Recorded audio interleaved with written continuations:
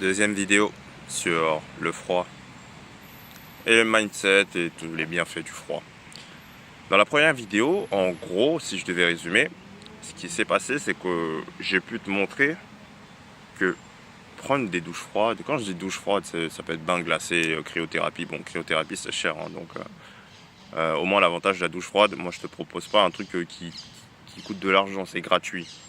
Limite, t'économises de l'argent, tu gagnes de l'argent limite parce que tu n'utilises pas de source de chaleur, de source d'électricité pour créer de la chaleur. Donc ce que je disais, oui, dans la première vidéo, on a vu que ça a amélioré ton mindset en fait. C'était une question de mindset. Prendre une douche froide pour prendre une douche froide, juste parce qu'on t'a dit de la prendre, en fait, tu auras des effets positifs, hein, que je vais t'énoncer ici, les bienfaits physiologiques, biologiques de la douche froide. Mais le plus important, c'est le mindset. C'est pour ça que j'ai fait ça dans la première vidéo.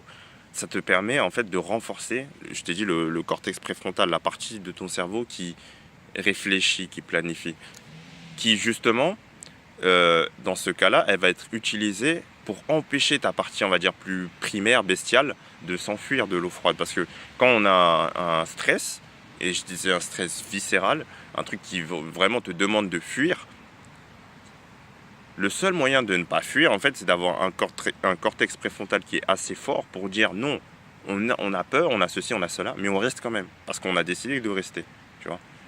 Et si tu n'habitues pas ton cortex préfrontal et donc tout le circuit en fait dans le cerveau qui est associé à ça, bah à chaque fois que tu auras quelque chose qui te fait peur, qui te stresse, bah tu vas juste fuir. Tu vas juste fuir. Et t'as pas envie de fuir. Parce que la plupart des choses qui sont importantes pour toi, elles vont forcément provoquer un grand stress. Donc c'est important de t'entraîner à ça. Donc ça c'est le résumé de la première vidéo. Ensuite, concernant cette vidéo, là on va voir plus les bienfaits. Et je vais surtout me concentrer sur deux en particulier, liés au stress. Le premier c'est le stress et le deuxième c'est la dopamine. Ensuite je parlerai d'autres bienfaits et je mettrai sûrement des vidéos en commentaire pour que tu aies l'ensemble des bienfaits de la douche froide. Comme ça tu peux en choisir un. S'il y en a un qui te plaît plus que les autres, tu peux le choisir et faire en sorte que ce soit ta ligne conductrice en fait. La chose, la raison, en plus du mindset, la raison physiologique, biologique qui va t'encourager à faire ça tous les jours. Et donc ce que je disais, c'est les bienfaits. En premier, on va parler du stress. Il faudrait que je fasse une vidéo spéciale stress pour que tu puisses comprendre en fait en quoi le stress chronique c'est-à-dire en continu tout le temps, c'est vraiment, c'est la maladie du siècle en fait, hein, en Occident en tout cas, c'est la maladie du siècle et les dégâts que ça fait. En fait, on s'en rend pas compte, c'est quelque chose qui est très insidieux, qu'on ne voit pas les dégâts tout de suite. C'est au bout de plusieurs années, plusieurs dizaines d'années, c'est là où on se rend compte des dégâts, mais c'est déjà trop tard. Et donc c'est pour ça qu'il faut éviter. Mais si on n'est pas au courant que ça fait des dégâts et que c'est pas quelque chose qu'on ressent spécialement, bah on accumule ces dégâts et à la fin ça devient compliqué. Et donc le stress. Premièrement, pourquoi la douche froide ça t'aide contre le stress? Parce que la douche froide, le gros avantage de la douche froide, c'est que ça force ton corps à produire un cocktail d'hormones, donc un ensemble d'hormones qu'on appelle hormones du bien-être. Donc tout ce qui va être adrénaline, noradrénaline, la dopamine dont je parlerai après, et aussi des endorphines. Des endorphines, c'est, tu vois, dans endorphine, il y a fine comme dans morphine. En fait, c'est des hormones, on va dire, des hormones ou des neurotransmetteurs qui vont s'accrocher au même récepteur que la morphine. Donc en fait, c'est une sorte de morphine naturelle, si tu veux. Donc tu te sens mieux, tu sens moins la douleur. Voilà. Et la douche froide, ça te permet justement de déclencher l'apparition, on va dire, ou la production par ton corps de ces hormones. Donc c'est-à-dire qu'automatiquement, quand tu fais une douche froide, oui, tu as le stress, le premier stress de l'eau froide, c'est dur, tu n'as pas envie de rester, etc. Mais ensuite, ton corps, il va produire toutes ces hormones et tu vas te sentir bien. Et ça, c'est pas juste pendant 10 minutes, c'est pendant des heures après. Tu te sens bien, tu as une meilleure clarté mentale, etc. grâce à toutes ces hormones qui ont été produites. Donc déjà, tu as cet aspect-là, l'aspect direct de production d'hormones du bonheur. Deuxièmement, tu as un aspect qui est très important selon moi et qui va rejoindre le côté mindset, c'est le principe d'inoculation du stress. Par exemple, quand tu fais un vaccin, est-ce que tu sais ce qui se passe quand tu fais un vaccin? Pourquoi tu fais un vaccin? Je te laisse réfléchir vite fait. Quand tu fais un vaccin, oui, c'était vraiment vite fait. Quand tu fais un vaccin, l'idée c'est qu'on prend le virus en question et on va l'affaiblir. L'affaiblir à un tel niveau qu'il ne peut pas être dangereux pour toi. Par contre, on va quand même te l'injecter, comme ça ton corps va pouvoir produire des cellules en fait qui sont capables, des cellules, parce que je n'ai pas les termes techniques exacts, je m'en souviens plus, mais il va produire des cellules qui vont être capables de se battre contre ce genre de virus. Okay, donc en fait, tu as une défense qui va se spécialiser contre ce virus, puisqu'elle l'aura déjà rencontré. C'est comme ça que fonctionne le corps. Quand il rencontre un ennemi, il va développer ensuite une défense qui sera spécifique à cet ennemi. Comme ça, si on re-rencontre cet ennemi, il va l'abattre beaucoup plus facilement. Ben, en fait, c'est la même chose ici avec le stress. L'idée, c'est qu'avoir un stress que tu vas contrôler, un stress que tu vas provoquer toi-même dans un environnement que tu contrôles, va te permettre d'être plus résilient face au stress de la vie générale, le stress aléatoire. D'un seul coup, tu reçois un mail urgent à ton taf où tu dois faire ceci, cela, et donc ça te crée un gros stress. Tu apprends une mauvaise nouvelle pour un proche. Tous ces stress qui sont aléatoires, que tu ne peux pas pré-shot c'est en anglais, que tu ne peux pas prévoir, tous ces stress-là, en fait, ils vont apparaître ils vont moins te faire souffrir, on va dire. Tu vas moins les subir. Voilà, tu seras plus résilient face à ceci, parce que tu as l'habitude déjà de t'infliger un certain nombre de stress chaque jour. Et donc ton corps devient plus habitué à ce stress et il réagit mieux à celui-ci. Tu vois, il ne va pas péter un câble. Parce que ce qui se passe, c'est quand tu prends ta douche froide, disons que ton niveau de stress moyen à la base il est à 100. Il n'y a pas d'unité parce que je suis en train d'inventer, c'est juste pour que tu aies une idée. Ton niveau de stress il est à 100. Okay, quand tu prends ta douche froide, ça monte ton niveau de stress à, je sais pas, 500. Okay, il monte à 500. Pendant un petit moment et ensuite il redescend. Ça fait un pic à 500 et ça redescend. D'accord? Si tu fais ça tous les jours, ton corps il voit que tous les jours tu as un stress à 500 et donc il s'habitue à ce pic de stress de 500. Et quand dans ta vie de tous les jours tu as un stress, par exemple, comme je disais tout à l'heure, le mail. Tu as un mail, quelqu'un d'une équipe adjacente à la tienne qui veut te dire oui, tu dois faire ça parce que là on a ça en urgence et il faut faire ça dès aujourd'hui, même midi il faut que tu l'aies rendu, blablabla. Ça te crée un stress. Et disons que ça te crée un stress de 300. Un pic de stress de 300. Mais ce pic de stress de 300, tu vois qu'il est inférieur au pic de stress de la douche froide. Ou même si, disons qu'il était supérieur, si la douche froide ça arrive à 200 et le pic là il te fait à 300. Comme tu es habitué à souvent avoir des pics de 200, entre 200 et 300, il n'y a pas une énorme différence. Donc ça fait un moins grand choc à ton corps, comparé à si tu es quelqu'un qui est donc toujours à ton stress de base, donc le 100, et que quand tu as le mail qui apparaît, tu as un stress à 300 d'un seul coup. Là, tu as une différence de 200. Ton corps est beaucoup moins habitué à cette différence-là, et donc va réagir très fortement à ça. Alors que dans le cas où tu fais tes douches froides tous les jours, tu l'habitues déjà à avoir ces pics de stress continuellement. Et grâce à ça, il réagira mieux quand tu auras les pics de stress qui sont plus aléatoires de la vie. Tu vois, on peut pas décider de quel stress on va avoir. Donc autant choisir de se stresser pour s'entraîner à pouvoir mieux recevoir ces stress. Parce qu'ils vont arriver, ces stress aléatoires de la vie. Ils vont arriver. Ça, tu peux pas les éviter. Ça fait partie de la vie. Par contre, si tu peux mieux les accepter et mieux t'en sortir face à ceci, bah c'est tout bénef. Et c'est ça que te permet la douche froide, et c'est ça le principe d'inoculation du stress. Tu vois? Et c'est pour ça que c'est important que si tu fais pas une douche froide, tu fasses quelque chose, un stress que toi tu contrôles et qui te permettra de mieux réagir dans la vie de tous les jours. C'est pour ça que je disais que ça rejoint un peu l'aspect mindset.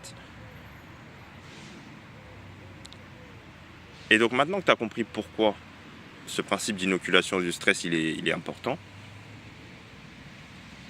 et donc surtout l'aspect stress que là on vient de finir. Là je vais parler maintenant de l'aspect dopamine. La dopamine, c'est un neuromodulateur. Si tu ne sais pas c'est quoi, c'est pas grave, j'expliquerai ça dans une autre vidéo. Ou tu peux faire encore mieux. Tu fais pause, tu fais ta recherche et tu auras appris quelque chose. C'est parfait, franchement c'est parfait. Et donc qu'est-ce que je disais? Oui, c'est un neuromodulateur. Donc c'est et une hormone aussi, il me semble. Donc c'est ce qui permet aux neurones de communiquer entre eux. Et donc pourquoi je parle de dopamine? Parce que quand tu prends ta douche froide, tu vas avoir ce qu'on appelle une augmentation de ta dopamine. En général, on dit un pic. Mais je pense que c'est pas une bonne, on va dire, modélisation. C'est pour ça que j'essaie d'éviter d'utiliser ces termes-là. Mais ta dopamine va augmenter. Et elle va augmenter fortement. Ils ont fait des expériences, etc. Ils ont montré que ça pouvait monter jusqu'à 250% le niveau de dopamine comparé à la dopamine que tu avais de base. Donc ça augmente énormément. Et pourquoi je parle de ça? Parce que la dopamine, en fait, c'est ce qui te permet d'être motivé. Je ferai une vidéo spéciale dopamine, comme ça tu comprends à quoi ça sert, comment la maximiser, etc. Mais en gros, c'est l'hormone qui, selon moi, est même je pense, l'hormone la plus importante, c'est celle qui te permet d'avoir des envies, d'avoir envie de faire de nouvelles choses, de découvrir de nouvelles choses, de grandir tout le temps, d'être motivé à faire les choses. Sans ça, tu deviens vraiment amorphe, tu n'as plus envie de rien faire, tu te contentes du minimum et tu es triste en fait, ça rend aussi heureux la dopamine. Donc c'est quelque chose que tu veux maximiser, mais bien sûr pas dans des proportions abusées, c'est-à-dire voilà, rester dans les bonnes normes. Parce que oui, c'est aussi associé quand on a beaucoup trop, mais bon, quand on a beaucoup trop, c'est aussi associé à tout ce qui va être schizophrénie, problèmes de santé mentale. Mais ça, c'est une autre discussion. Ce que je disais, donc, c'est que la douche froide, ça augmente la dopamine. Mais contrairement à, parce que je pense que tu connais un minimum la dopamine, on a dû te dire que, par exemple, quand tu regardes une vidéo YouTube, un short YouTube, une vidéo TikTok, etc., tu as un pic de dopamine qui apparaît. Et c'est vrai. Mais ce pic de dopamine, il est très court. C'est-à-dire que ça va monter et ça va redescendre assez vite. Et c'est pour ça qu'en fait, toi, comme tu veux être en haut en termes de dopamine, tu vas toujours continuer à regarder les vidéos comme ça, tu enchaînes les pics et c'est comme si ça te donnait l'impression d'être tout le temps en haut. La différence avec la douche froide, c'est que la douche froide, elle te fait monter en dopamine, mais c'est beaucoup plus lent et ça reste pendant plus longtemps. C'est pas un petit pic qui redescend en même pas une heure, même beaucoup moins, en même pas quelques minutes. Non, ici ça dure plusieurs heures. Pendant plusieurs heures, tu es dans un état de motivation où tu es heureux, tu as envie de faire des choses, tu vois. Et cet état-là, c'est quelque chose que tu veux garder le plus longtemps possible. Et donc ici, là, c'est intéressant parce que c'est la seule chose, je crois, ou l'une des seules choses qui te permet d'avoir cette dopamine qui augmente, mais sur le long terme, qui reste longtemps. Pas juste un pic qui reste 10 minutes et après qui part. Donc ça, c'était le côté dopamine. Et donc c'est quelque chose de très important d'avoir cette dopamine qui est élevée pendant un bon moment. Ensuite, il va y avoir d'autres effets, d'autres bienfaits. Je vais te citer ceux dont je me souviens, mais il y en aura d'autres. Donc notamment tout ce qui va être qualité de la peau, les cheveux. Se doucher à l'eau froide, ça augmente la qualité de la peau, de tes cheveux. Ça va réduire l'inflammation en fait dans ton corps. Là, tu as pu voir qu'il y a beaucoup de bienfaits à prendre des douches froides. Maintenant, c'est à toi de décider. Et bien sûr, je suis obligé de faire le disclaimer, ne prends pas une douche trop froide si tu sens que vraiment tu as la tête qui tourne, des trucs comme ça, là ça devient bizarre, c'est pas l'idée. Il faut un minimum rester dans un confort. Quand je dis confort, c'est-à-dire que ça va être difficile, mais si tu sens que là tu es quand même en train de t'évanouir ou que tu es en hypothermie parce que tu es resté trop longtemps, la douche froide c'est pas une heure.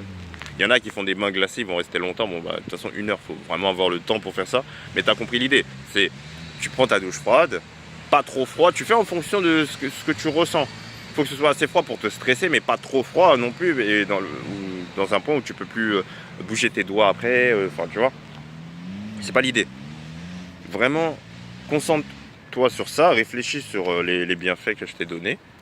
Essaye de voir s'il y a quelque chose qui peut t'intéresser, et si oui, bah, commence à pratiquer. Hein. De toute façon, il n'y a qu'en pratiquant que tu sauras. Ceux qui ont déjà essayé, vous pourrez mettre un commentaire pour montrer, en tout cas surtout sur l'aspect bien-être après la douche froide. J'ai envie de vérifier si je suis le seul.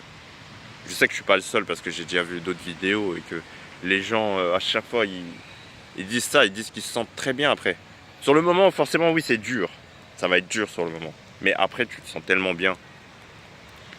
Donc reste à voir. Reste à voir. Donc ceux qui ont déjà fait, essayez de mettre un commentaire si vous voulez pour expliquer ce que vous ressentez en fait après la douche froide. Ça pourra en motiver certains. Je finirai sur une phrase oui, de Wim Hof que moi je trouve intéressante et qui est liée hein, au principe d'inoculation du stress. Wim Hof il dit souvent si tu fuis le froid viendra à toi. Si tu évites le froid viendra à toi.